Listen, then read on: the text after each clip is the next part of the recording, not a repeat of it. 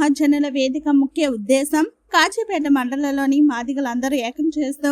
ఫిబ్రవరి 7న జరిగే 1,00,000 డప్పులు వేల గొంతులు కార్యక్రమానికి మద్దతుకు అలాగే ఎస్సీ ఏబిసిడి వర్గీకరణ అమలు అయ్యే వరకు ఈ పోరాటం కొనసాగుతుందని నిర్ణయించడం జరిగింది. అనంతరం గబ్బేట శ్రీనివాస్ మాదిగ మాట్లాడుతూ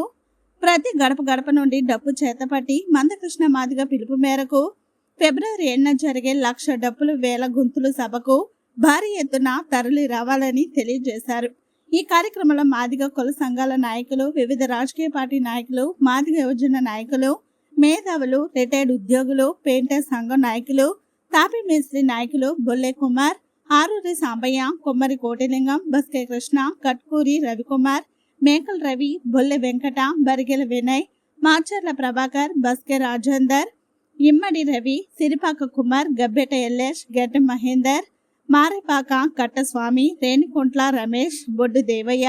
బొక్కస్వామి, కాదాసి రామస్వామి, చిట్యాల మహేష్, మంద శ్రీనివాస్, కొమ్మరి సాంబయ్య, గాదేపాక శ్రీకాంత్, కాళేశ్వరం శ్రీకాంత్, గబ్బేట కరుణ్, నల్ల వెంకటస్వామి, ఇసంపెల్లి కరుణాకర్, గొర్రె నాగరాజ్, బొడ్డు సదా, రామగిరి రామచందర్, బంగారు నవీన్, దొప్పటి మధు, మేకల మల్లికార్జున్, మేకల హరికృష్ణ, పోగుల రాకేష్, మారపాక మైనర్ బాబు, మంద శంకర్, రామగిరి శ్రీనివాస్, రేణికుంట్ల రవితేజ, కోడ్ర తిరుపతి, గాదేపాక రమేష్, మంతెన విక్రమ్, ఏడెల్లి జోసఫ్, మల్లమారి జంపి, డి శంకర్, ఐలపాక సాగర్ తదితరులు పాల్గొన్నారు.